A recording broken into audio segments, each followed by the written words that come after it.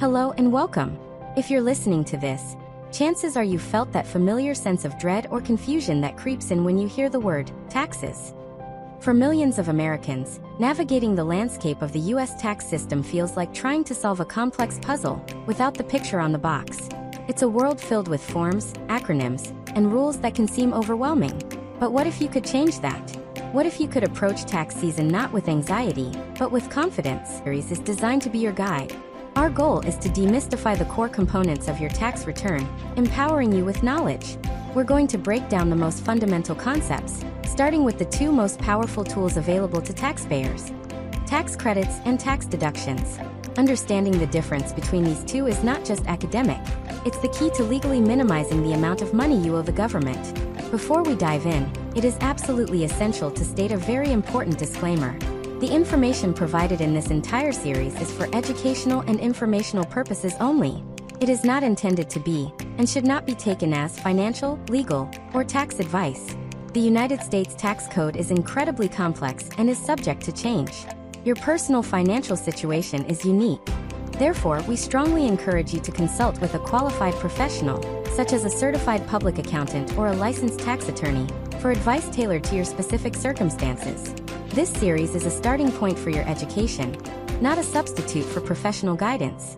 With that crucial point established, let's begin our journey. To understand credits and deductions, we first need to understand the concept they both influence: your taxable income.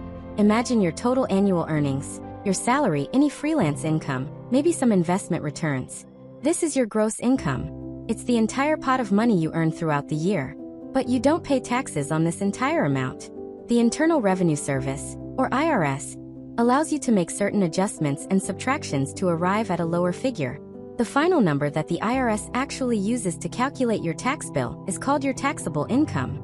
Think of it like a sculptor starting with a large block of stone. The block is your gross income. The sculptor then chips away pieces, refining the block and making it smaller.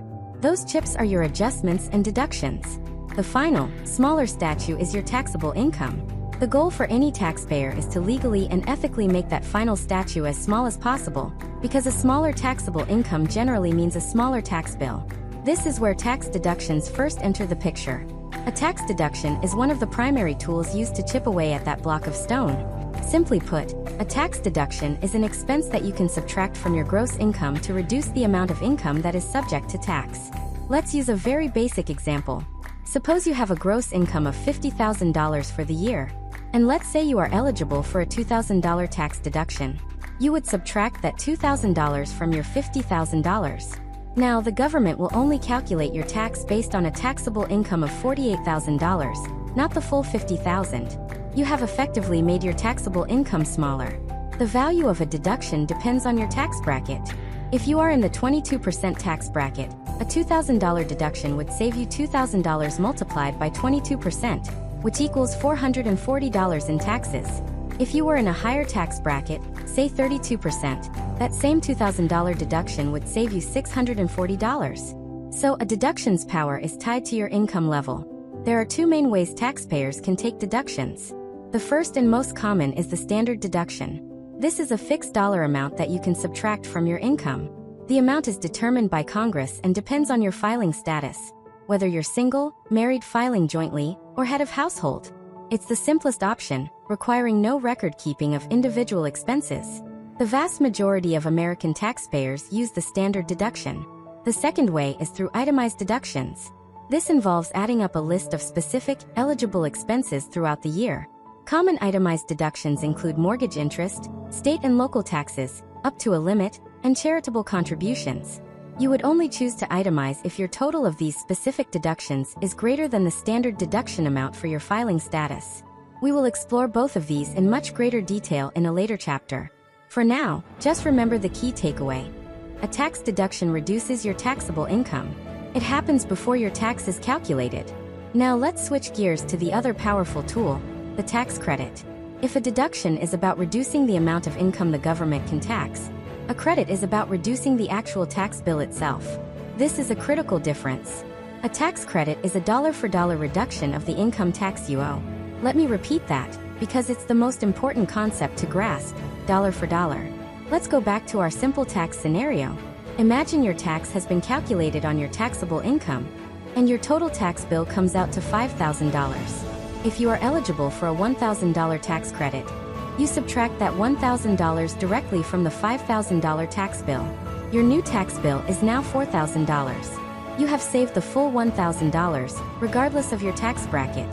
A $1,000 credit saves every taxpayer who qualifies for it exactly $1,000. This makes tax credits incredibly powerful, and often more valuable than a tax deduction of the same amount. To put it into a memorable analogy, think of it like shopping at a store. A tax deduction is like a coupon that gives you 20% off the price of an item. The cashier first applies the coupon, lowering the item's price. Then you pay sales tax on that new lower price. Your final bill is reduced, but not by the full face value of the item's original discount. A tax credit, on the other hand, is like a gift card. You bring all your items to the register, the cashier rings them up, and calculates your final bill, including all sales tax. Your total comes to $50. You then hand over a $10 gift card. It directly reduces the amount of cash you have to pay by the full $10. Your final out-of-pocket cost is now $40. The gift card is a dollar-for-dollar reduction, just like a tax credit. Just like deductions, credits also come in different forms, which we will dedicate entire chapters to later. For now, it's useful to know the two main categories: non-refundable and refundable credits. A non-refundable credit can reduce your tax liability to zero, but you don't get any of it back as a refund if the credit is larger than your tax bill. A refundable credit is even more powerful. If a refundable credit is larger than your tax bill, not only will it wipe out your tax liability, but the government will also send you the remaining amount as a refund. So, let's recap the core ideas from our first chapter. First, your tax is calculated not on your total gross income, but on your taxable income. Second, a tax deduction is a subtraction that reduces your taxable income, and its value is dependent on your tax bracket. It's the percent off coupon. Third, a tax credit is a dollar-for-dollar subtraction from your final tax bill, making it generally more powerful than a deduction of the same amount. It's the gift card. Understanding this fundamental distinction is the first and most crucial step toward mastering your taxes. You now have the foundational knowledge to understand how the system works and how you can begin to navigate it more effectively. In our next chapter, we will take a much deeper dive into the world of tax deductions. We'll explore the standard deduction in detail, breaking down the amounts for different filers and discussing who benefits most from it. Welcome back. In our last chapter, we laid the essential groundwork, establishing the critical difference between tax deductions and tax credits. We learned that deductions are like a percentage off coupon, reducing your taxable income before your tax is calculated. Now, we're going to take a much closer look at the single most popular deduction in the entire United States tax code: the standard deduction. Why do we start here? Because for nearly 90% of American taxpayers, this is the only deduction they will ever need. The standard deduction was designed by Congress with a clear purpose: to simplify the tax filing process and to ensure that every citizen has a baseline amount of income that remains untaxed. It is the government's way of saying, we understand that life has basic costs, so we won't tax the first several $1,000s you earn. So, what exactly is it? The standard deduction is a fixed, predetermined dollar amount that you are allowed to subtract from your adjusted gross income, or AGI. Think of it as a no-questions-asked discount on your income. You don't need to save receipts, track expenses, or fill out complicated forms to claim it. The amount you can deduct is primarily determined by your filing status, your age, and whether you are legally blind. Before we discuss the specific dollar amounts, it's important to state our disclaimer once again. The figures mentioned here are for a specific tax year and are provided for educational purposes. The IRS adjusts these numbers almost every year to account for inflation. Always refer to the official IRS publications or consult with a tax professional for the exact figures applicable to the year you are filing for. This information is not tax advice. Now let's talk about the numbers to give you a concrete idea. For the 2024 tax year, which are the taxes you would typically file in early 2025, the base standard deduction amounts are: for single filers, it is $14,600. For those who are married filing separately, it is also $14,600.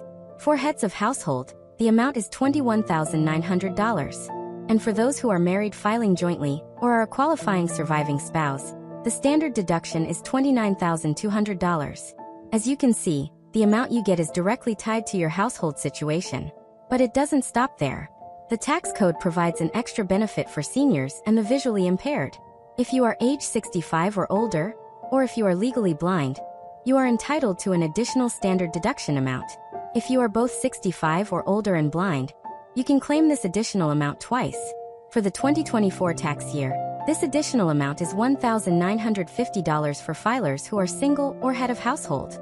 For those who are married filing jointly, married filing separately, or a qualifying surviving spouse, the additional amount is $1,550 for each qualifying individual. Let's make this clear with an example. Imagine a married couple, both of whom are 68 years old. They file their taxes jointly. They would start with the base standard deduction for married couples, which is $29,200. Because the husband is over 65, he gets an additional $1,550. And because the wife is also over 65, she gets another $1,550. Their total standard deduction would be $29,200 plus $1,550 plus $1,550, for a grand total of $32,300. That entire amount is subtracted from their income before any tax is calculated, significantly reducing their tax burden without them having to track a single expense. This leads us to the biggest advantage of the standard deduction: simplicity. There is no need to keep a shoebox full of receipts for medical bills, charitable donations, or work-related expenses. The process is streamlined and straightforward. For millions of people whose financial lives are relatively simple, this is an enormous relief. So who can claim it? The simple answer is almost everyone. However, there are a few specific situations where a taxpayer is not allowed to take the standard deduction. For instance, if you are married but choose to file separately, and your spouse decides to itemize their deductions, you cannot take the standard deduction. You must also itemize. Other exceptions include non-resident aliens and individuals who are filing a return for a period of less than 12 months. For the vast majority of resident taxpayers, however, the standard deduction is an available option. The most important decision you'll make regarding deductions is whether to take the standard deduction or to itemize. The standard deduction acts as a benchmark or a hurdle. The decision-making process is a simple comparison. You would only choose to go through the more complex process of itemizing if your total eligible itemized deductions are greater than the standard deduction amount available to you. Let's illustrate. Consider a single individual named Alex. For 2024, Alex's standard deduction is $14,600. Throughout the year, Alex kept track of expenses that could potentially be itemized. Alex donated $2,000 to charity, paid $5,000 in state and local taxes, and paid $6,000 in mortgage interest on a home. Alex's total itemized deductions would be $2,000 plus $5,000 plus $6,000, which equals $13,000. In this scenario, the choice is clear. Alex's standard deduction of $14,600 is higher than the $13,000 in itemized deductions. By taking the standard deduction, Alex gets a larger deduction, resulting in a lower taxable income and, consequently, a smaller tax bill. It would make no financial sense for Alex to itemize. This simple calculation is the reason why so many people default to the standard deduction. It provides the greater tax benefit. The significant increase in the standard deduction amounts following the Tax Cuts and Jobs Act of 2017 is the primary reason why the number of people who itemize has dropped dramatically. The hurdle became much higher, making it harder for most people's itemized expenses to clear it. So to summarize the key points of this chapter, the standard deduction is a simple, fixed dollar amount that reduces your taxable income. It requires no record keeping of expenses. The amount you receive is based on your filing status, with additional amounts available for those who are age 65 or older, or are legally blind. The primary reason to choose the standard deduction is its simplicity and the fact that, for most people, it provides a larger deduction than they could achieve by itemizing. You now have a solid understanding of this foundational piece of the tax puzzle. But what if your situation is different? What if you own a home with a large mortgage, live in a state with high income taxes, or make significant charitable contributions? In that case, you might be one of the taxpayers for whom itemizing is the better choice. In our next chapter, we will cross over to the other side of the path. We will begin our deep dive into the world of itemized deductions, exploring the major categories of expenses you can claim, starting with medical expenses and taxes you've paid. This is where the record keeping begins, but also where the potential for even greater tax savings may lie. Thank you for continuing on this educational journey. You are building a framework of knowledge, one piece at a time. Welcome back to our guide. In the last chapter, we thoroughly explored the standard deduction, the simple, straightforward path taken by the vast majority of U.S. taxpayers. We learned that it acts as a high bar, a benchmark that your specific expenses must clear to make itemizing worthwhile. Now we're going to explore what happens when you have enough expenses to clear that bar. We are entering the world of itemized deductions. This is where the tax form known as Schedule A comes into play. When you itemize, you are essentially creating a detailed list of eligible expenses on Schedule A, which you then attach to your main Form 1040 tax return. The total of these expenses becomes your deduction. This process requires more record keeping, but for those with significant costs in certain areas, it can lead to substantial tax savings. As we dive into these specific categories, please remember our essential disclaimer. This content is for educational and informational purposes only, and is not financial, legal, or tax advice. The rules for itemized deductions can be intricate and are subject to change. For guidance specific to your personal situation, consulting with a qualified tax professional is always the recommended course of action. A key concept to understand with itemized deductions is that many of them are subject to limitations or thresholds. It's not as simple as adding up everything you spent. There are often rules that limit how much you can actually deduct. We'll see this clearly with our first two categories: medical expenses and state and local taxes. Let's begin with the medical expense deduction. The IRS allows you to deduct the costs of diagnosis, treatment, and prevention of disease. However, there is a very significant hurdle you must overcome first. You can only deduct the amount of your unreimbursed medical expenses that exceeds 7.5% of your adjusted gross income, or AGI. Let's break that down with an example, because it is the most critical part of understanding this deduction. Imagine a taxpayer named Sarah has an AGI of $60,000. To find her threshold, we multiply her AGI by 7.5%. So, $60,000 times 0.075 equals $4,500. This $4,500 figure is Sarah's floor. She can only begin to deduct medical expenses after they have surpassed this amount. If Sarah had $4,000 in total medical expenses for the year, she could deduct nothing because she didn't meet the $4,500 threshold. Now, let's say she had a more expensive year, and her total qualifying medical expenses were $7,000. She would subtract her threshold from her total expenses. So, $7,000 minus $4,500 equals $2,500. Sarah would be able to include a $2,500 medical expense deduction on her Schedule A. So what kind of expenses qualify? The list is extensive, but it generally includes payments for unreimbursed services from doctors, dentists, surgeons, chiropractors, and psychologists. It also includes the costs of hospital care, prescription medications, and health and dental insurance premiums that you paid for with after-tax money. Even the cost of transportation to and from essential medical care can be included, such as mileage on your car. The IRS has a detailed guide, Publication 502, which lists all eligible expenses. The key takeaway is that due to the 7.5% AGI floor, this deduction typically benefits those who have had a year with exceptionally high medical costs relative to their income. Next, let's move to our second major category of itemized deductions: state and local taxes, often referred to by the acronym SALT. This deduction allows taxpayers to deduct certain taxes they've paid to their state and local governments during the year. However, similar to the medical deduction, this one also has a major limitation, often called the SALT cap. Under current law, you are limited to deducting a maximum of $10,000 per household per year for all of your state and local taxes combined. This is a flat ceiling. It doesn't matter if you are single or married filing jointly. The cap is $10,000. When calculating your SALT deduction, you generally have a choice to make.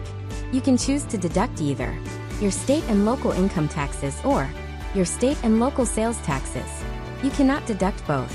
For most people in states with an income tax, the income tax amount is usually higher and provides a better deduction. The sales tax option is primarily beneficial for residents of states that have no state income tax, such as Florida, Texas, or Washington. In addition to either income or sales tax, you can also include the property taxes you paid on your home and land. Let's look at an example. Meet the Garcia family.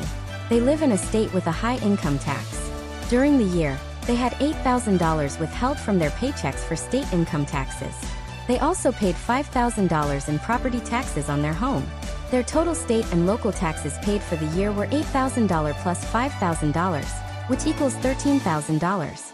However, because of the $10,000 SALT cap, they can only deduct $10,000 on their Schedule A. The remaining $3,000 they paid cannot be deducted on their federal return. This cap has a significant impact on taxpayers who live in high-tax states. Now let's start building our itemized total. Remember Sarah from our medical example, who could deduct $2,500 in medical expenses. Let's say she also paid enough in state income and property taxes to reach the full $10,000 SALT cap. We can now add these two deductions together. She has $2,500 from medical plus $10,000 from SALT, for a running total of $12,500 in itemized deductions. If Sarah is a single filer, her standard deduction is $14,600 for the 2024 tax year. At this point, her itemized total is still less than her standard deduction, so she would not yet choose to itemize. This is the process of itemizing. You go through each category, calculate the deductible amount according to its specific rules and limitations, and add it to your running total. In this chapter, we've broken down two of the most complex itemized deductions.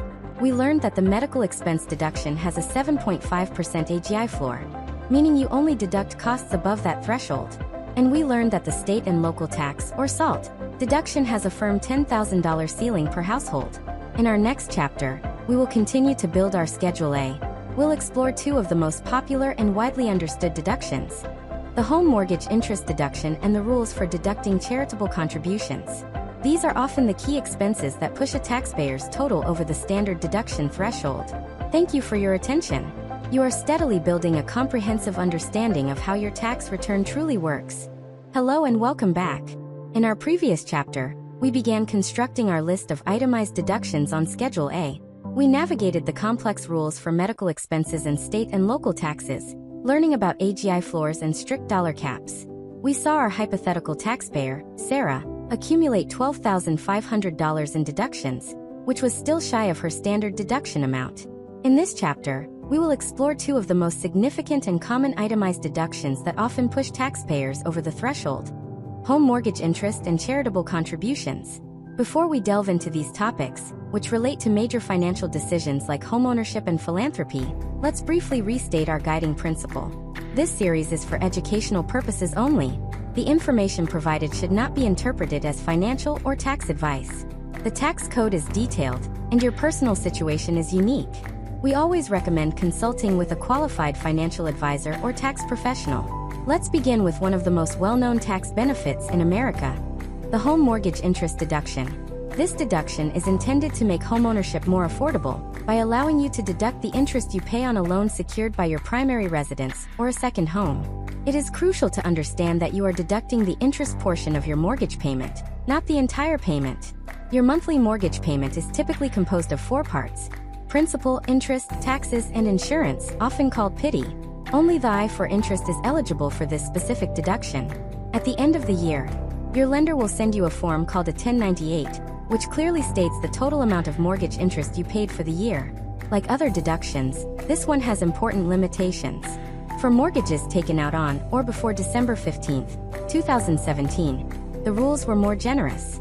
However, for mortgages acquired after that date, you can generally only deduct the interest on a total of up to $750,000 of mortgage debt. For those who are married but file separate tax returns, this limit is halved to $375,000. Let's use an example. Imagine a couple buys a new home and takes out a $600,000 mortgage. Since the loan amount is below the $750,000 threshold, all of the interest they pay on this loan during the year is potentially deductible. Now, consider another individual who buys a luxury property with a new $1 million mortgage. This person can only deduct the interest paid on the first $750,000 of that loan. They would need to calculate the proportional amount of interest that is deductible. They cannot deduct the interest on the full $1 million loan. What about home equity loans or home equity lines of credit, also known as HELOCs? The interest on these loans is only deductible if the funds were used to buy, build, or substantially improve the home that secures the loan. If you take out a home equity loan to pay for a vacation, consolidate credit card debt, or buy a car, the interest on that loan is not tax deductible. Now let's move to our second topic: deducting charitable contributions. The U.S. tax code is designed to encourage giving to worthy causes. It does this by allowing you to deduct the value of money or property you donate to qualified organizations. The first and most important rule is that the organization must be a qualified charity. This generally means it must be a 501(c)(3) organization as defined by the IRS. This includes most religious institutions like churches, synagogues, and mosques, non-profit educational institutions and hospitals, and major charitable groups like the American Red Cross, United Way, or Goodwill. Critically, you cannot deduct contributions made to individuals, political campaigns or candidates, or for-profit entities. If you are ever unsure, the IRS has a search tool on its website called the Tax-Exempt Organization Search, which allows you to verify an organization's status. For cash contributions, which include donations made by check, credit card, or payroll deduction, there is a limit based on your adjusted gross income. You can generally deduct cash contributions up to an amount equal to 60% of your AGI. For example, if your AGI is $100,000, the maximum cash contribution you could deduct in that year would be $60,000. If you donate more than that, the excess amount can often be carried forward and deducted in future years. What about non-cash donations, like dropping off a bag of clothes at a thrift store or donating a used car? For these donations, you can generally deduct the item's fair market value at the time of the donation. Fair market value means what a willing buyer would pay for the item in its current condition. This means you can't deduct the price you originally paid for the clothes, but rather what they are worth today. For all charitable giving, record keeping is absolutely essential. For any cash donation of less than $250, you should keep a bank record, like a canceled check or a credit card statement. For any single contribution of $250 or more, you must have a written acknowledgement from the charity that states the amount of the donation and whether you received any goods or services in return. Now let's bring it all together with our running example. Let's go back to Sarah, the single filer. From Chapter 3, she had accumulated $2,500 in medical deductions and $10,000 from the SALT deduction, for a total of $12,500. Let's assume the standard deduction for a single filer is $14,600. This year, Sarah also paid $7,000 in interest on her home mortgage, which is well below the limit. She also made documented cash donations totaling $1,000 to qualified charities. Let's add these to her total. Her new total for itemized deductions is $12,500 from medical and SALT, plus $7,000 in mortgage interest, plus $1,000 in charitable gifts. Her grand total is now $20,500. Now she makes the final comparison. Her itemized total of $20,500 is significantly greater than the standard deduction of $14,600. In this case, it is clearly beneficial for Sarah to itemize. She will be able to reduce her taxable income by an extra $5,900 by choosing to itemize rather than taking the standard deduction. In this chapter, we have completed our overview of the major itemized deductions. We covered the rules for deducting home mortgage interest and charitable contributions, and we saw how adding them to our total can make itemizing the superior choice. We have now spent considerable time on the first half of our series title, Tax Deductions. In our next chapter, we will pivot to the other side of the equation. We will begin our exploration of tax credits, the powerful dollar-for-dollar reduction of your actual tax bill. We'll start by defining the crucial difference between non-refundable and refundable credits, and introduce some of the most common credits available to individuals and families. Thank you for listening. You are building a solid foundation of tax knowledge. Hello, and welcome back to the series. For the past several chapters, our entire focus has been on tax deductions. We've learned how they work to reduce your taxable income, acting like a percentage off coupon. We explored the simplicity of the standard deduction and navigated the detailed world of itemized deductions on Schedule A. Now it is time to pivot. We are shifting our focus to what is dollar for dollar, the most powerful tool in the U.S. tax code for reducing your tax bill. The tax credit. If a deduction is a coupon, a tax credit is a gift card. It is a direct, dollar-for-dollar reduction of your final tax liability. This is not a subtle difference. It is a fundamental shift in how you save money on your taxes, and understanding this is key to financial empowerment. Let's quickly revisit the numbers to make this crystal clear. Imagine you are in the 22% tax bracket.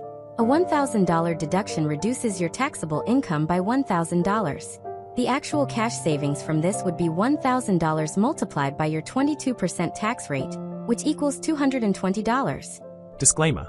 This video is for informational and educational purposes only and should not be considered professional legal, financial, or tax advice. I am not a certified public accountant, CPA, or a tax attorney. You should consult with a qualified professional for advice tailored to your individual situation. Tax laws are complex and subject to change. The creator of this video or the channel will not be held liable for any actions taken based on the information provided. Now consider a $1,000 tax credit. If your final tax bill is, say, $5,000, this credit directly subtracts $1,000 from that bill. Your new tax bill is $4,000. You've saved the full $1,000. The credit's value is not diluted by your tax bracket. It is a pure, direct reduction of the tax you owe. As we explore this powerful tool, it's essential to remember our guiding principle. The information presented here is for educational and informational purposes only. It is not tax advice. The rules surrounding tax credits are numerous and can be complex, and they are subject to change by Congress. For advice tailored to your unique financial situation, we strongly recommend consulting with a qualified tax professional. The world of tax credits is divided into two main categories, and this distinction is the single most important concept you will learn in this chapter. The two types are non-refundable and refundable credits. Let's start with non-refundable credits. A non-refundable tax credit can reduce your tax liability all the way down to zero, but no further. If the credit is worth more than the tax you owe, you don't get the leftover amount back as a refund. The excess credit simply disappears. Think of it like using a store coupon that says good for up to $50 off your purchase. If your total bill is $40, the coupon will cover the entire amount, and you'll pay nothing. It's a fantastic deal. However, the store will not hand you $10 in cash because your coupon was worth more than your bill. The coupon's power stops once the bill hits zero. Many common tax credits fall into this non-refundable category. For example, the credit for child and dependent care expenses, the lifetime learning credit for education, and the tax credits for making your home more energy efficient are all typically non-refundable. They are valuable tools for reducing your tax, but their benefit is capped by the amount of tax you actually owe. Now let's turn to the other side, refundable credits. These are the most powerful credits available. A refundable tax credit also reduces your tax liability, but its power doesn't stop at zero. If a refundable credit is worth more than the tax you owe, the Internal Revenue Service will send you the difference as a tax refund. Let's go back to our shopping analogy. A refundable credit isn't a coupon, it's a true cashback reward program. Imagine your bill is $40, but you have a $60 cashback reward to apply. Not only would your $40 bill be completely eliminated, but the cashier would then hand you $20 in cash. This is precisely how a refundable tax credit works. The most well-known refundable credits are designed to assist low to moderate income families. These include the Earned Income Tax Credit, EITC, a significant portion of the Child Tax Credit, and a part of the American Opportunity Tax Credit for college students. These credits can provide a substantial financial boost, sometimes resulting in a large tax refund even for people who owe very little or no income tax. Let's put these two concepts side by side in a tax scenario. Let's say two individuals, Tom and Maria, each have a calculated tax liability of $700. Tom qualifies for a $1,000 non-refundable credit. This credit is applied to his $700 tax bill. It completely wipes out the tax he owes, reducing his liability to zero. However, the remaining $300 of the credit, $1,000 credit minus $700 tax, simply vanishes. Tom's total benefit from the credit is $700. He owes nothing, which is a great outcome. Now consider Maria. She qualifies for a $1,000 refundable credit. Her credit is also applied to her $700 tax bill, wiping it out and reducing her liability to zero. But it doesn't stop there. Because her credit is refundable, the IRS will send her the remaining $300 as a direct payment in her tax refund. Maria's total benefit from the credit is the full $1,000.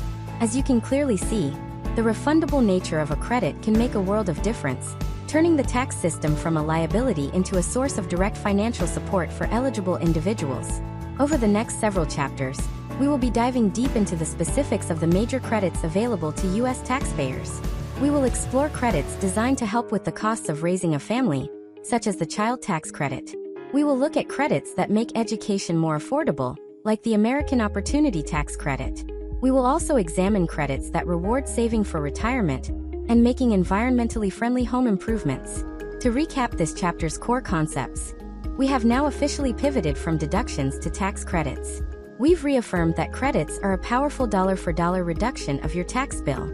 And most importantly, we have established the crucial difference between non-refundable credits, which stop at zero, and refundable credits, which can go below zero and come back to you as a refund. In our next chapter, we will begin our detailed exploration of specific credits, starting with two of the most important credits for American families: the child tax credit and the credit for child and dependent care expenses. We'll break down the rules, the eligibility requirements, and how they can provide significant financial relief. Thank you for joining us as we unlock the next level of understanding your taxes. Hello and welcome back. In our last chapter, we drew a critical line in the sand, separating the world of deductions from the more powerful world of tax credits. We established the difference between non-refundable and refundable credits.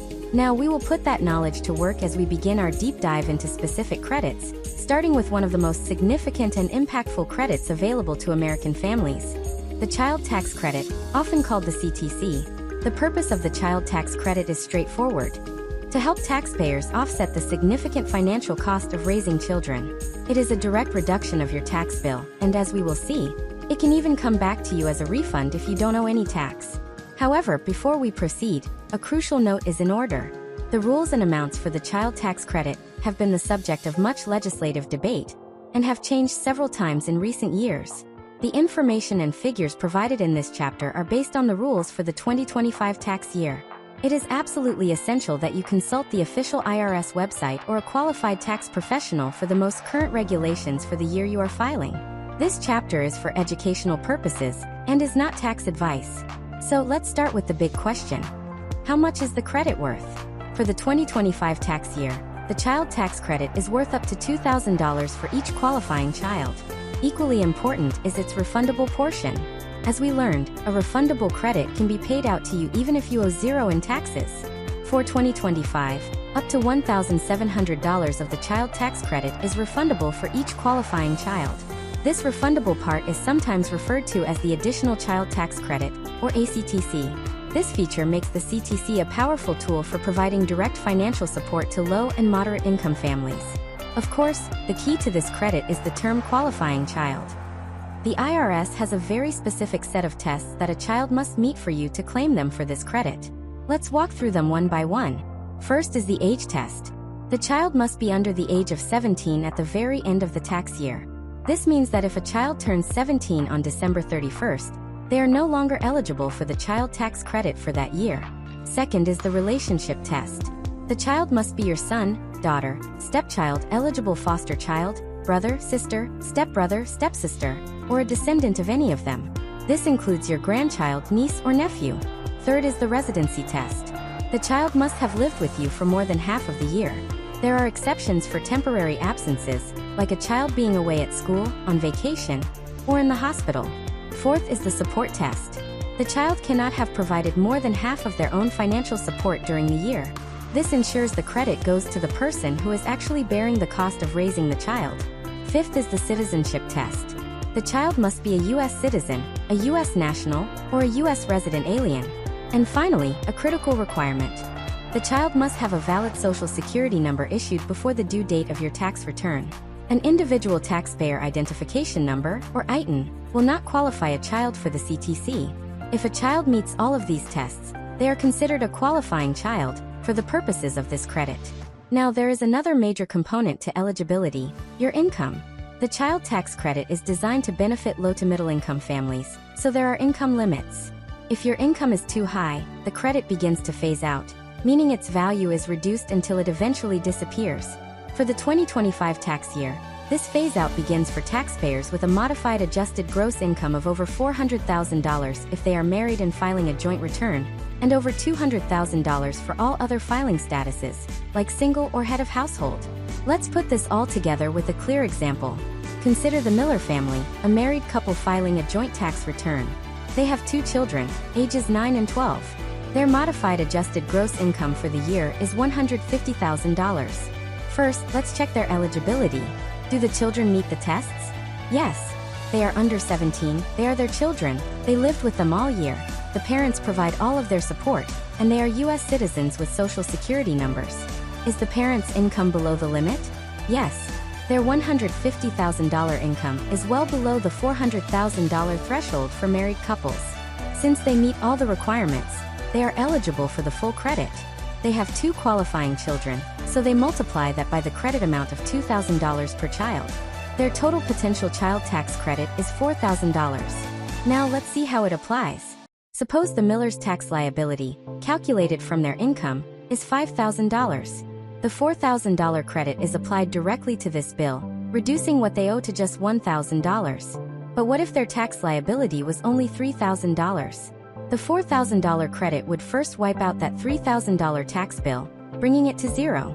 That leaves $1,000 of the credit unused.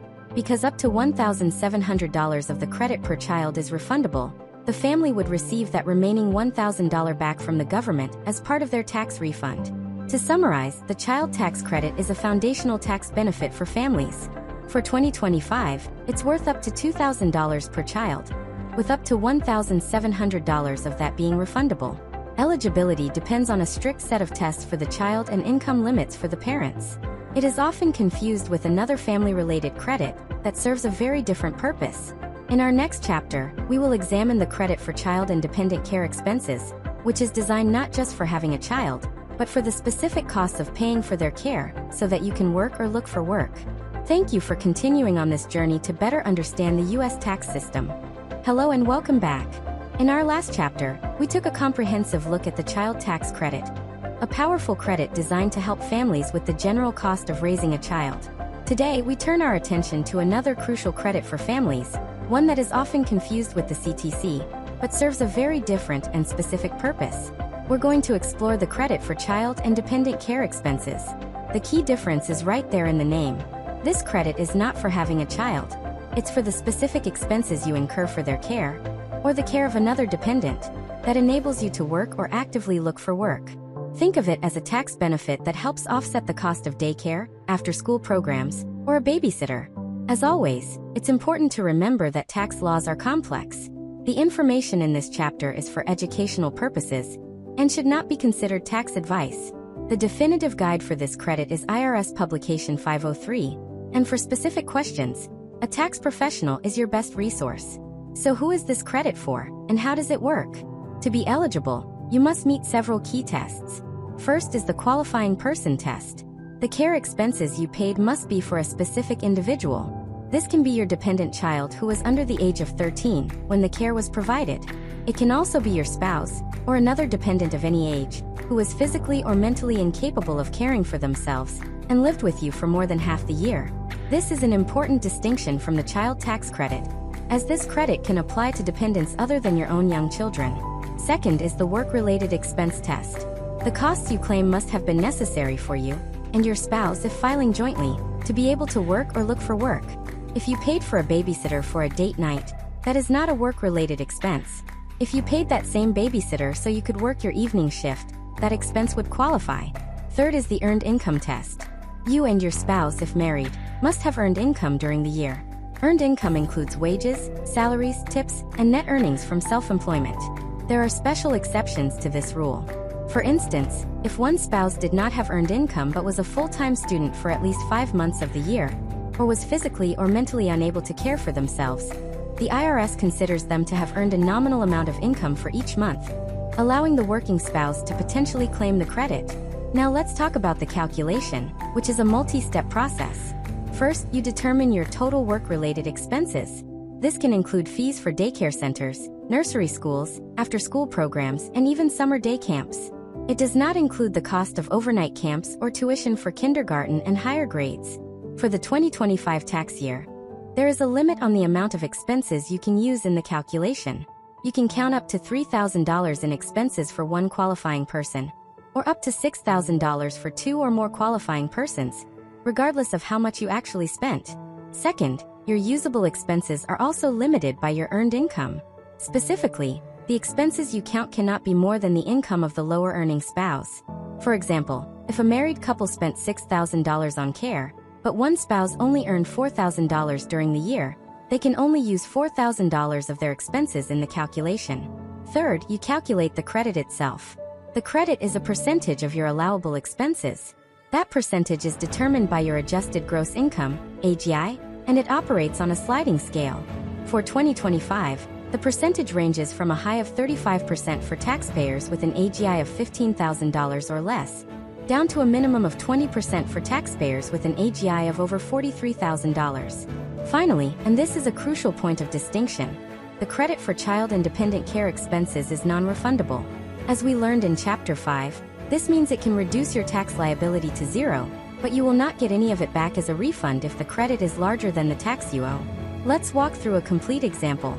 Meet the Chun family, a married couple filing jointly. They have one child age 6. Both parents work, and their AGI is $100,000. During the year, they paid $7,000 for a qualified after-school care program, so they could both maintain their work schedules. Let's calculate their credit. Step 1. Determine their eligible expenses. They spent $7,000, but they only have one qualifying child. Therefore, the maximum amount of expenses they can use is capped at $3,000. Step 2. Determine their credit percentage. With an AGI of $100,000, they fall into the bracket that qualifies for a 20% credit rate. Step 3. Calculate the credit. They take their allowable expenses of $3,000 and multiply it by their 20% credit rate. This equals a $600 tax credit. This $600 is a non-refundable credit that will directly reduce their tax bill. If they owed $5,000 in taxes, their new bill would be $4,400. If they only owed $400 in taxes, the credit would wipe out that bill, but the remaining $200 of the credit would be lost. To recap, the Child and Dependent Care Credit is a valuable, non-refundable credit that helps working individuals pay for the care of a child under 13 or a disabled dependent. The calculation depends on your care expenses, your earned income, and your AGI, and results in a credit of between 20% and 35% of your allowable expenses. Now that we have covered the two major credits for families, our journey next takes us to the classroom. In our next chapter, we will explore the powerful tax credits designed to make college and other post-secondary education more affordable: the American Opportunity Tax Credit and the Lifetime Learning Credit. Thank you for continuing to build your financial knowledge with us. Hello and welcome back. In our last two chapters, we explored the major tax credits designed to help families. Now we shift our focus to another significant area of household expense: higher education. The U.S. government offers powerful tax incentives to help students and their families manage the ever-rising cost of college. There are two primary credits for this, and in this chapter, we will focus on the most valuable and powerful of the two: the American Opportunity Tax Credit, or AOTC. This credit is specifically targeted at students in their first 4 years of post-secondary education. Before we break down the rules, please remember our standard guidance. The details of education tax benefits are very specific. This information is for educational purposes only and is not intended as tax advice. For complete rules, the IRS offers Publication 970, Tax Benefits for Education, and we always recommend consulting a qualified tax professional. So what is the American Opportunity Tax Credit? At its core, it's a credit worth up to $2,500 per eligible student per year. The way it's calculated is unique. It covers 100% of the first $2,000 you spend on qualified education expenses, and then 25% of the next $2,000 you spend. This means to get the full $2,500 credit, you need to have at least $4,000 in qualified expenses. One of the most powerful features of the AOTC is that it is partially refundable. Up to 40% of the credit, which amounts to a maximum of $1,000, is refundable. This means that even if a student or family owes zero tax, they can still receive up to $1,000 back from the government for each eligible student. Now, let's get into the details of eligibility. There are specific requirements for both the student and the person claiming the credit. For the student to be eligible, they must meet these conditions. First, they must be pursuing a degree or another recognized education credential. Second, they must be enrolled at least half-time for at least one academic period that begins during the tax year.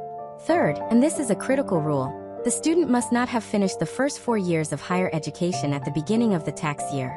This credit is strictly for undergraduate work.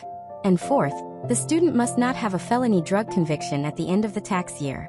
For the taxpayer claiming the credit, which could be the parent if the student is a dependent, or the student if they are independent, they must not file their taxes using the married filing separately status. Another key piece of the puzzle is understanding what counts as a qualified education expense. For the AOTC, This includes tuition and fees that are required for enrollment. It also includes the cost of books, supplies, and equipment needed for a course of study. And importantly, these materials do not have to be purchased directly from the school. However, expenses that do not qualify include room and board, transportation costs, insurance, or student health fees.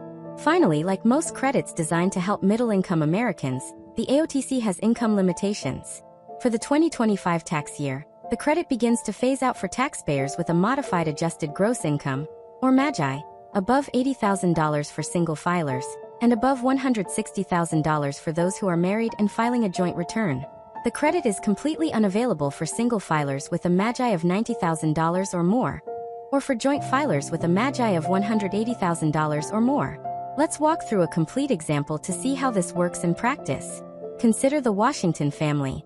They are married, filing jointly, and have a MAGI of $150,000. Their son, Mark, is a 19-year-old dependent who is a full-time sophomore at a 4-year university. During 2025, the Washingtons paid $10,000 in tuition and fees, and spent an additional $500 on required textbooks for Mark's classes. First, let's check eligibility. Is Mark an eligible student? Yes. He is a sophomore, enrolled full-time, pursuing a degree, and has no felony drug convictions. Are his parents eligible to claim the credit? Yes. Their income of $150,000 is below the $160,000 phase-out threshold for joint filers. Next, let's calculate the credit. Their total qualified expenses are $10,500, $10,000 in tuition plus $500 for books. The credit is 100% of the first $2,000 of expenses, which is $2,000. Then it's 25% of the next $2,000 of expenses, which is $500. Their total American Opportunity Tax Credit is $2,000 plus $500, which equals $2,500. Now let's apply the credit. If the Washington family's tax liability was, say, $3,000, this $2,500 credit would directly reduce their bill to just $500. But what if their tax liability was only $2,000? The credit would first wipe out that $2,000 bill. Of the remaining $500 of the credit, the refundable portion, up to $1,000, would be sent to them as part of their tax refund. In this case, they would receive the full $500 back. To summarize, the American Opportunity Tax Credit is a valuable, partially refundable credit worth up to $2,500 per student. It is available only for the first 4 years of undergraduate education, and has specific requirements related to the student's enrollment, the taxpayer's income, and the types of expenses paid. But what if a student is a graduate student, or only taking a single course to improve their job skills? For those situations, the tax code offers a different benefit. In our next chapter, we will explore the more flexible, but non-refundable, lifetime learning credit. Thank you for continuing to build your tax knowledge with us. Hello and welcome back. In our last chapter, we delved into the American Opportunity Tax Credit, a powerful, partially refundable credit tailor-made for a student's first 4 years of undergraduate study. But as we all know, learning is a lifelong journey. What about the graduate student working on their master's degree, or the professional taking a single course to upgrade their job skills? For these scenarios, the tax code offers a different, more flexible solution: the Lifetime Learning Credit, or LLC. The purpose of the LLC is to encourage continuing education in all its forms. As we explore this credit, please keep in mind that the rules are specific. This information is for educational purposes only and is not tax advice. For detailed guidance, you can refer to IRS Publication 970 or consult with a qualified tax professional. So, what is the Lifetime Learning Credit? It is a tax credit calculated as 20% of the first $10,000 in qualified education expenses. This results in a maximum credit of $2,000. A critical point to understand is that this $2,000 limit is per tax return, not per student.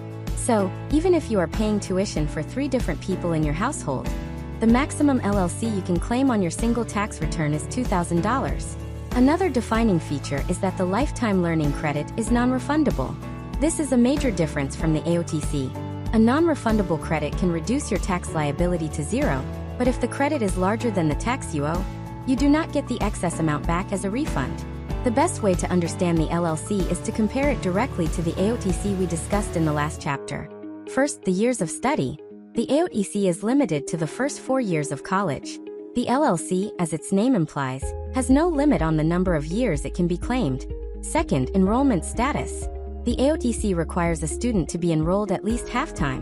The LLC is far more flexible. You can claim it even if you're only taking a single eligible course. Third, the credit limit. The AOTC is up to $2,500 per student. The LLC is up to $2,000 per tax return. And finally, refundability. The AOTC is partially refundable, while the LLC is completely non-refundable. The rules for qualified education expenses are also slightly different. For the LLC, these expenses are tuition and fees that are required for enrollment in courses at an eligible educational institution. Unlike the AOTC, the cost of books and supplies only count if you are required to purchase them directly from the institution as a condition of enrollment. The income limits for the LLC are, for the 2025 tax year, the same as for the AOTC. The credit begins to phase out for taxpayers with a modified adjusted gross income, or MAGI, over $80,000 for single filers, and over $160,000 for married couples filing jointly. The credit is completely unavailable if your MAGI is $90,000 or more as a single filer, or $180,000 or more as a joint filer. Let's illustrate the LLC with an example that highlights its unique strengths. Meet David, a single taxpayer and a software engineer with a MAGI of $78,000. He is not pursuing a formal degree. To keep up with the latest industry trends, he enrolled in a single advanced programming course at a local university. The tuition for this one course was $4,000. Let's see if he can claim the LLC. First, is he eligible? Yes.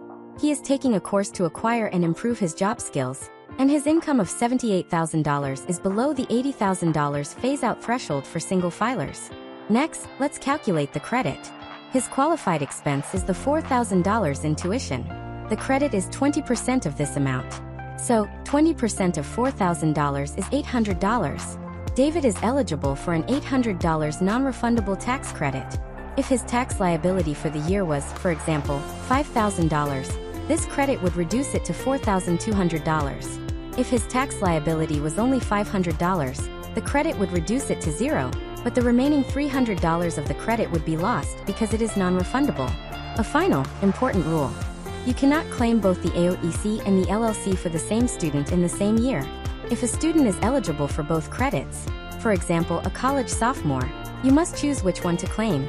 Since the AOTC is a larger credit and is partially refundable, it is almost always the better choice in that situation. To summarize, the Lifetime Learning Credit is a flexible, non-refundable tax credit worth up to $2,000 per tax return. It is an excellent benefit for graduate students, professionals taking courses to improve job skills, or anyone taking less than a half-time course load. While less powerful than the AOTC, its broad eligibility makes it a valuable tool for supporting lifelong education. Having now covered the main credits for families and education, we will turn our attention in the next chapter to one of the most powerful anti-poverty tools in the entire tax code, the Earned Income Tax Credit. Thank you for continuing on this educational journey. Hello and welcome back. In our recent chapters, we've explored credits that help families and students manage major life expenses. Today, we turn to a credit that serves a different but profoundly important purpose. We are going to discuss the Earned Income Tax Credit, or EITC. This is one of the federal government's most significant anti-poverty programs, designed to provide a substantial financial boost to low and moderate income working people. The EITC is widely considered one of the most complex parts of the tax code. Because of this chapter will serve as a high-level overview of the credit's purpose and its main rules. It is for educational purposes only and is not tax advice. The IRS has a very helpful interactive tool on their website called the EITC Assistant, which can help you determine your specific eligibility. We strongly recommend using it or consulting a tax professional. So what is the core purpose of the EITC? It's a benefit for working people with low to moderate earned income. It is specifically designed to supplement wages and offset the burden of Social Security taxes. The key word here is earned. You must have income from a job or from self-employment to qualify. The single most powerful feature of the EITC is that it is fully refundable. This means that if the amount of your EITC is greater than the income tax you owe, the IRS will send you the entire difference as a refund. For many families, this results in a tax refund that is much larger than the tax they paid in during the year. To qualify for the EITC, you must meet 3 foundational rules. Disclaimer. This video is for informational and educational purposes only, and should not be considered professional legal, financial, or tax advice. I am not a certified public accountant, CPA, or a tax attorney. You should consult with a qualified professional for advice tailored to your individual situation. Tax laws are complex and subject to change. The creator of this video or the channel will not be held liable for any actions taken based on the information provided. First, you must have earned income below a certain level. For 2025, these income limits vary greatly depending on your filing status and the number of children you have. They range from under $20,000 for a single person with no children to over $68,000 for a married couple with 3 or more children. The amount of the credit you receive first increases with your income and then gradually phases out as you approach the limit. Second, you must have limited investment income.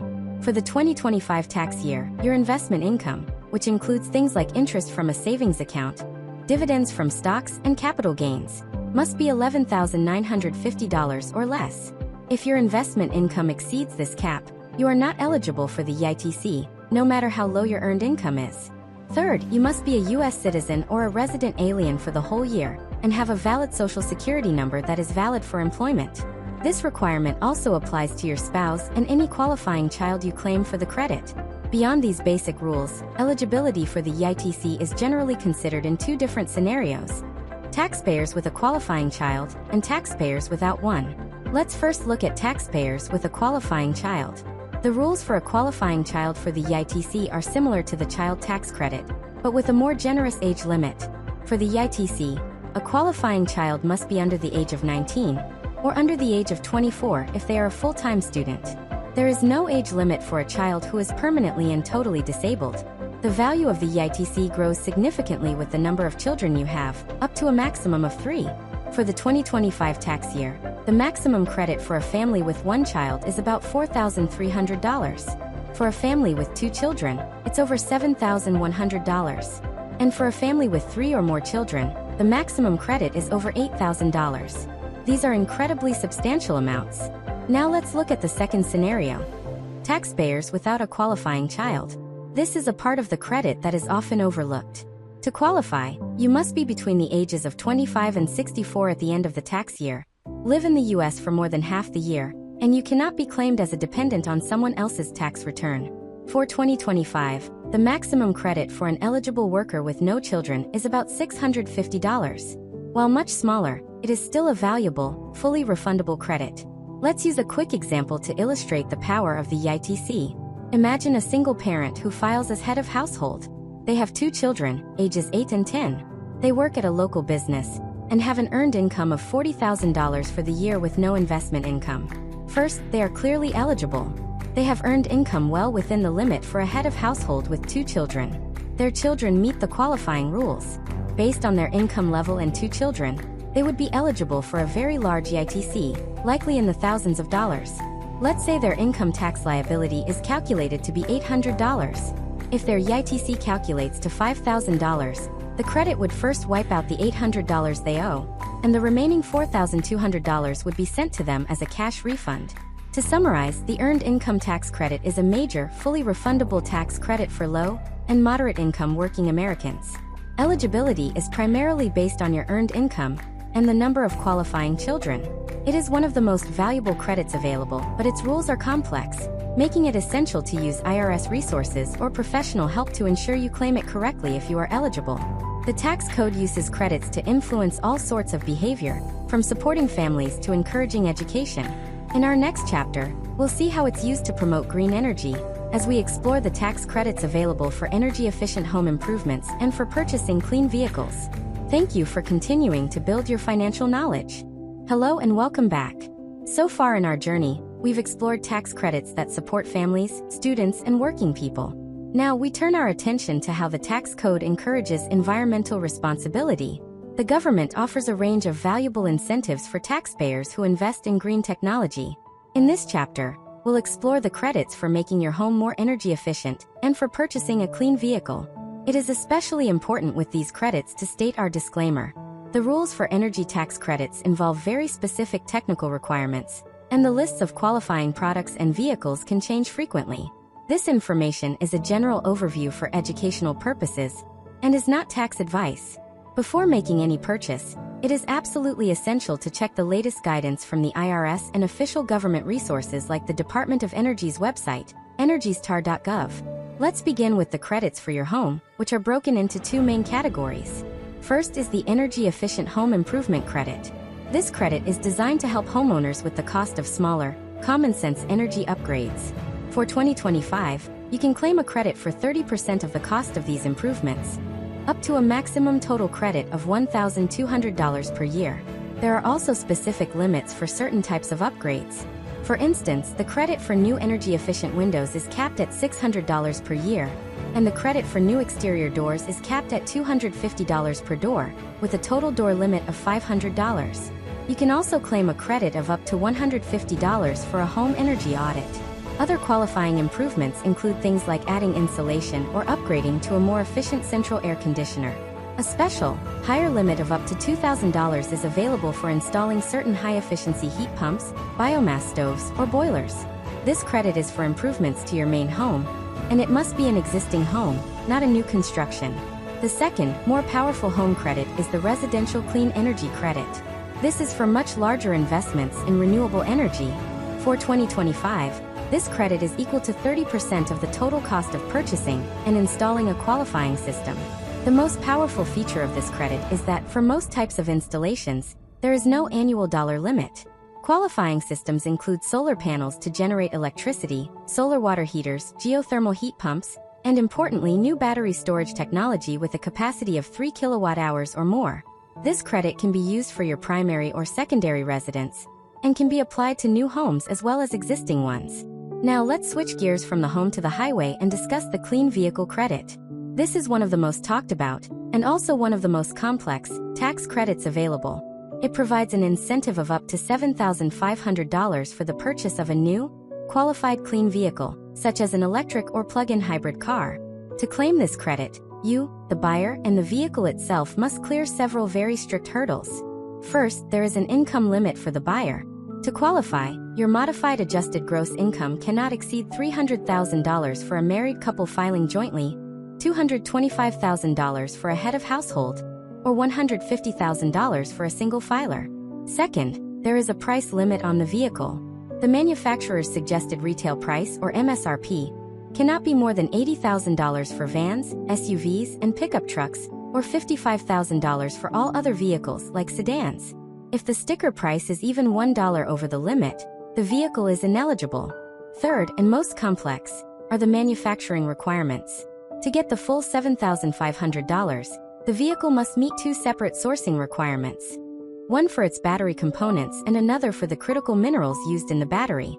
If it meets only one, the credit is half to $3,750. These rules are designed to encourage North American manufacturing. Because of these strict rules, the list of eligible vehicles is very specific and can change. You must check the official government list on fueleconomy.gov before you buy. One of the best new features of this credit is that you can now transfer it directly to a registered dealer at the point of sale. This allows the dealer to apply your credit as an immediate discount, effectively lowering the purchase price right then and there. There is also a credit for used clean vehicles, worth 30% of the sale price up to a maximum of $4,000. It has its own, stricter income limits, and the vehicle's sale price cannot exceed $25,000. To summarize, the tax code offers generous but specific credits for going green. These include the annual $1,200 Energy Efficient Home Improvement Credit, the larger Residential Clean Energy Credit with no dollar cap, and the Complex Clean Vehicle Credit, which has strict income, price, and manufacturing rules. We've now explored a wide array of tax credits. But what about saving for your own future? In our next chapter, we'll delve into a valuable but often overlooked credit designed to help low and moderate income individuals save for retirement: the Saver's Credit. Thank you for continuing to build your financial literacy. Hello and welcome back. In our last chapter, we saw how tax credits can incentivize investments in green energy for our collective future. Now we'll explore how a unique credit can encourage the most important investment you can make: the one in your own financial future. In this chapter, we are going to dive into the often overlooked but powerful retirement savings contributions credit, far better known as the Saver's Credit. The purpose of this credit is simple and direct. It's designed to help low and moderate income taxpayers save for retirement. It's a reward from the government, given to you as a tax credit, for the simple act of putting money into a retirement account. It's a way to make saving for your later years a little bit easier. As this topic deals directly with retirement savings, please remember our standard guidance. This information is for educational purposes only and should not be considered financial or tax advice. For personalized retirement planning and investment strategies, we always recommend consulting with a qualified financial advisor. To be eligible for the Saver's Credit, you must meet 3 main conditions. First, your age and dependency status. You must be age 18 or older. You cannot be claimed as a dependent on someone else's tax return. And you cannot have been a full-time student during any part of 5 calendar months during the year. Second, and this is the most important rule, there are strict income limits. This credit is exclusively for low to moderate income earners. For the 2025 tax year, your adjusted gross income, or AGI, cannot be more than $79,000 if you are married filing jointly, $59,250 if you are a head of household, and $39,500 if your filing status is single or married filing separately. If your AGI is above these limits, you are not eligible for the credit. Third, you must make a qualifying contribution to a retirement account. This includes contributions to a traditional or Roth IRA, as well as employee contributions to a workplace plan like a 401k, 403b, or the federal government's thrift savings plan. Now here is how the credit is calculated. The Saver's Credit is a non-refundable credit that is worth a percentage of the amount you contribute. That percentage, either 50%, 20%, or 10%, is determined by your AGI. For the 2025 tax year, here are the income brackets for the different credit rates. For those who are married filing jointly, you get a 50% credit if your AGI is up to $47,500. You get a 20% credit if your AGI is between $47,501 and $51,000. And you get a 10% credit if your AGI is between $51,001 and $79,000. For a head of household, you get a 50% credit if your AGI is up to $35,625. You get a 20% credit if your AGI is between $35,626 and $38,250. And you get a 10% credit if your AGI is between $38,251 and $59,250. And for single filers, you get a 50% credit if your AGI is up to $23,750. You get a 20% credit if your AGI is between $23,751 and $25,500. And you get a 10% credit if your AGI is between $25,501 and $39,500. The credit is calculated on the first $2,000 of your contributions if you are a single filer, or the first $4,000 of contributions if you are married filing jointly. This means the maximum possible credit is $1,000 for a single person or $2,000 for a married couple. Let's use an example to see the true power of this credit. Meet Javier, who is a single filer, age 28. He is not a student and no one claims him as a dependent. His AGI for the year is $22,000. Throughout the year, he contributes $1,000 to his Roth IRA. Let's check his eligibility and calculate his credit. First, he meets the basic requirements of age and dependency. His AGI of $22,000 is well within the income limits for a single filer. Next, we find his credit rate. Because his AGI is below $23,750, he qualifies for the highest rate, 50%. Finally, we calculate the credit. It is 50% of his $1,000 contribution. Half of $1,000 is $500. Javier is entitled to a $500 non-refundable tax credit. Here is what makes the Saver's Credit so remarkable. If Javier had contributed to a traditional IRA, he would have received a tax deduction for his contribution, lowering his taxable income. In addition to that deduction, he would also receive this $500 tax credit. It is one of the rare instances in the tax code where you can effectively get 2 tax benefits for the exact same action, providing an incredible incentive to save. To summarize, the Saver's Credit is a non-refundable tax credit designed to reward low and moderate income taxpayers for saving for retirement.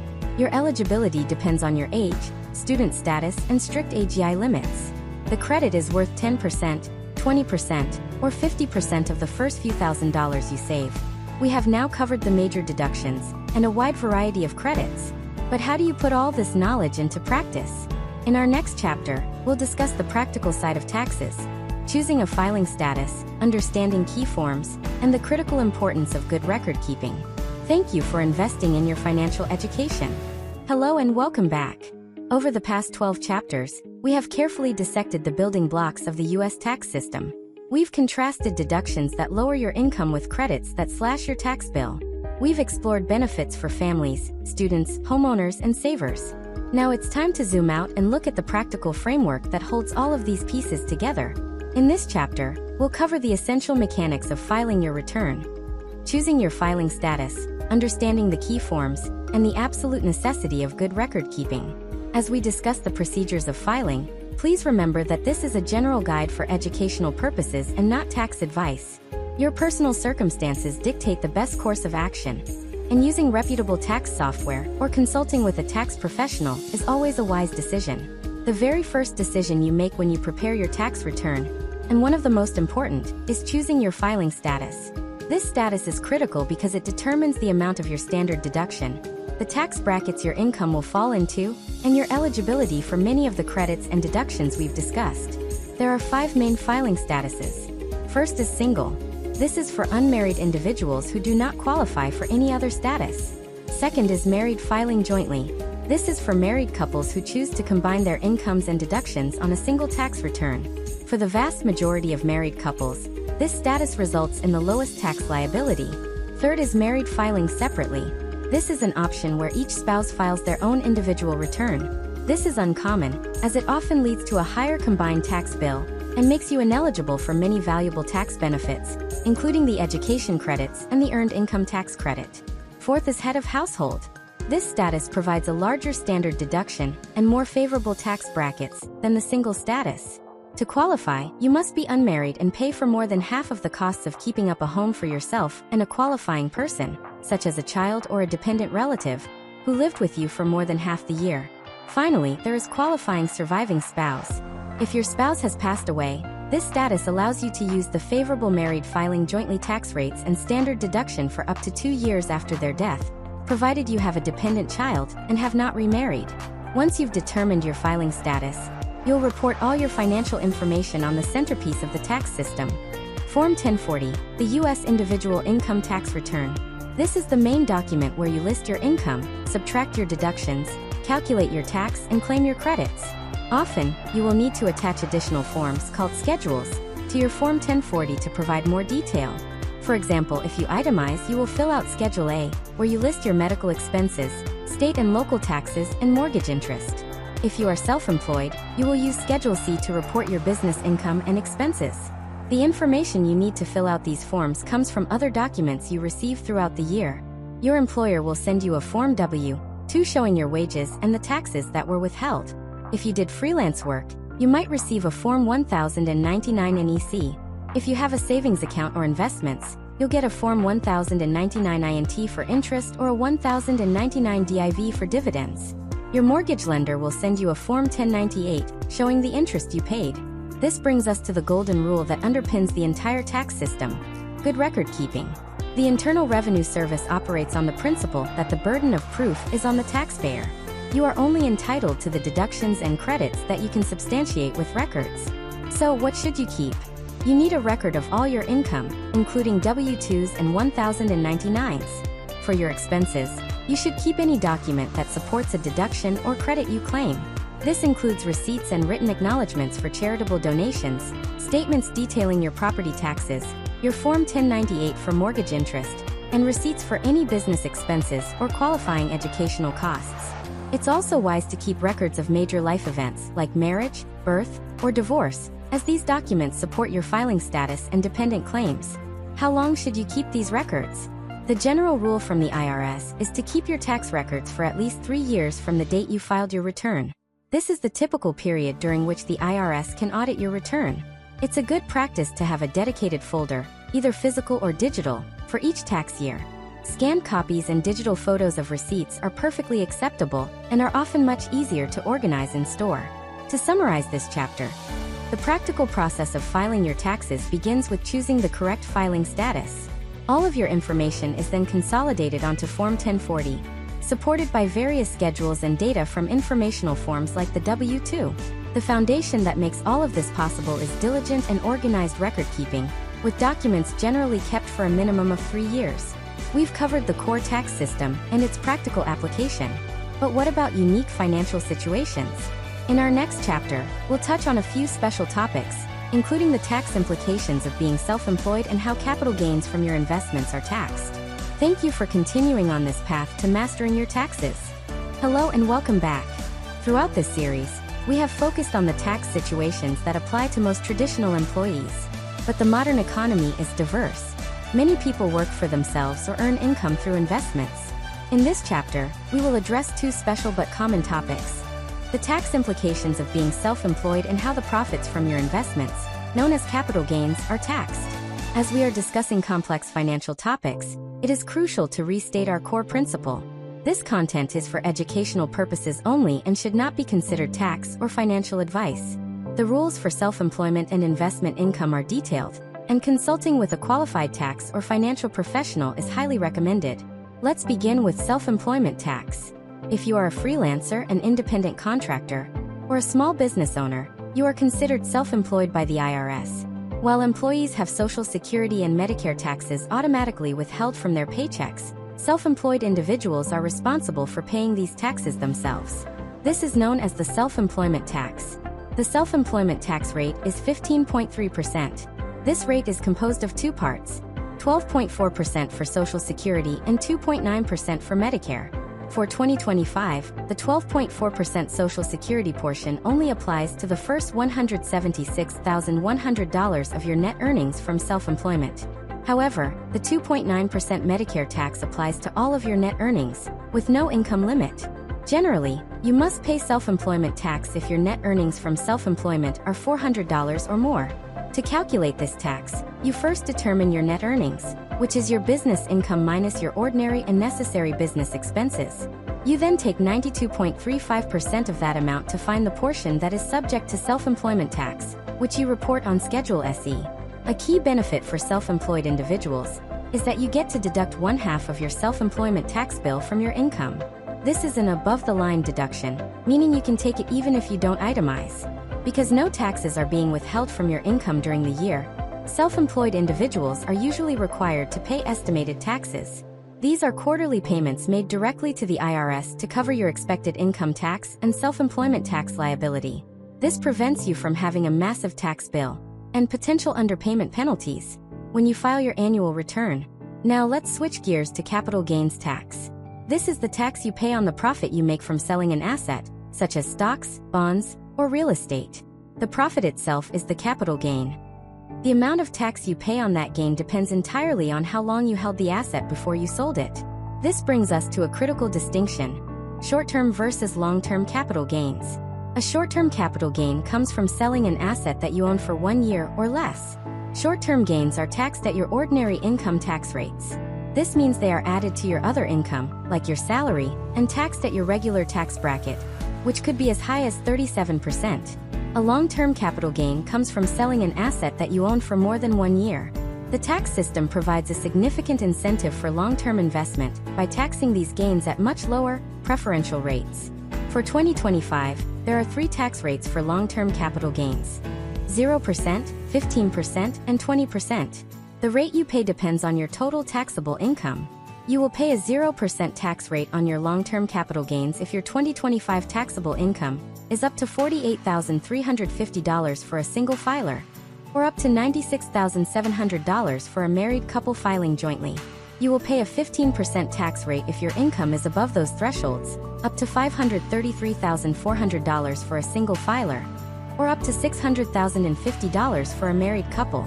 You will pay the highest 20% rate on any long-term capital gains if your income exceeds those upper limits. Let's use a simple example. Imagine a single filer with a taxable income of $75,000 from their job. During the year, they also sold some stock for a $5,000 profit. If they had owned the stock for only 6 months, that $5,000 profit would be a short-term gain. It would be added to their other income and taxed at their regular 22% tax bracket. However, if they had owned the stock for 2 years, that $5,000 would be a long-term gain. Because their income is within the 15% bracket for capital gains, they would pay 15% tax on that profit, a significantly lower rate. To summarize, this chapter covered two important tax areas. Self-employment tax is the way independent workers pay their Social Security and Medicare taxes, and it often requires making quarterly estimated tax payments. Capital gains tax is the tax on investment profits, with a strong incentive to hold assets for more than 1 year to benefit from the much lower long-term capital gains rates. We are now approaching the end of our journey. In our final chapter, we will bring everything together with a comprehensive review of our core topic: the direct comparison of tax credits and tax deductions, solidifying your understanding of how to approach your taxes with confidence. Thank you for your continued engagement. Hello, and welcome back for the final chapter of our guide. We have traveled a long way together on this educational journey. We began with a simple but fundamental question: what is the difference between a tax deduction and a tax credit? From there, we explored the standard deduction, the details of itemizing, and a wide array of powerful tax credits for families, students, homeowners, and savers. Now it is time to bring everything full circle, solidify your knowledge, and chart a course for your future tax success. Before we conclude, it is essential to state for one final time the guiding principle of this entire series. The information provided has been for educational and informational purposes only. It is not, and was never intended to be legal, financial, or tax advice. The United States Tax Code is a vast and ever-changing body of law. Your personal financial situation has its own unique complexities. We strongly urge you to use the knowledge you've gained here as a foundation for asking intelligent questions when you consult with a qualified tax professional, or use reputable tax software to prepare your return. Let's now revisit the core conflict we set out to understand: deductions versus credits. Think of a tax deduction as a sculptor's chisel. Your gross income for the year is a large block of stone. A deduction is the tool you use to carefully chip away at that block, making it smaller. The final, smaller statue is your taxable income. The value of that chisel depends on your skill, or in this case, your tax bracket. A $1,000 deduction is worth $220 in tax savings for someone in the 22% bracket, but $320 for someone in the 32% bracket. We learned there are two paths: the simple, broad path of the standard deduction, and the detailed, specific path of itemizing your expenses on Schedule A. A tax credit, on the other hand, is like a gift card you use at the final checkout. After your tax has been calculated based on your sculpted taxable income, the credit is applied directly to that final bill. A $1,000 tax credit reduces the tax you owe by exactly $1,000, regardless of your tax bracket. It is a direct dollar-for-dollar reduction, making it inherently more powerful than a deduction of the same amount. And we learned the critical difference between non-refundable credits, which can take your tax bill to zero, and powerful refundable credits, which can go below zero and come back to you as a cash refund. The ultimate strategy for any taxpayer is to legally use every deduction they are entitled to in order to make their taxable income as small as possible. Then they use every credit they are eligible for to make that final tax bill as low as possible. As we conclude this series, let's reflect on the most important takeaways. First, knowledge is power. Our goal was never to make you a tax expert, but to demystify the system. Simply understanding the vocabulary, terms like AGI, taxable income, non-refundable, and capital gains, removes the fear and allows you to engage with your own finances with confidence. Second, life events drive your taxes. Getting married, buying a home, having a child, going to college, starting a business, saving for retirement. These are the events that change your tax picture. Each milestone often unlocks new deductions and credits, and being aware of them allows you to make smarter financial decisions. Third, record keeping is not optional. As we emphasized, good records are the bedrock of an accurate, stress-free, and defensible tax return. Scanned receipts, organized digital folders, and keeping your tax documents for at least 3 years is not a suggestion. It is a fundamental responsibility. Finally, tax planning is a year-round activity. Taxes are not just something that happens in the spring. They are the result of financial choices you make all year long. Understanding the tax implications of a financial decision before you make it is the key to true financial well-being. So, what is your path forward from here? First, use the tools and resources available to you. The official IRS website, irs.gov, is the ultimate source of truth for forms, publications, and interactive tools like the ITC Assistant. Reputable tax software is also an excellent guide, as it uses an interview process to identify the deductions and credits you may qualify for. Second, know when to seek professional help. While you are now far more knowledgeable, Some situations warrant the skill of a professional. If you start a business, have complex investments, receive an inheritance, or go through a divorce, hiring a certified public accountant or an enrolled agent is a wise investment. The ultimate goal of this series was to empower you. We hope that you now feel less intimidated and more in control of your financial life. You have the knowledge to understand how your decisions impact your tax bill and the vocabulary to ask the right questions. Thank you for joining us on this journey through the U.S. tax system. We hope this guide has provided you with clarity, confidence, and a solid foundation for all of your future financial decisions. Here's to a future of continued learning and financial peace of mind. Disclaimer: this video is for informational and educational purposes only and should not be considered professional legal, financial, or tax advice. I am not a certified public accountant, CPA, or a tax attorney. You should consult with a qualified professional for advice tailored to your individual situation. Tax laws are complex and subject to change. The creator of this video or the channel will not be held liable for any actions taken based on the information provided.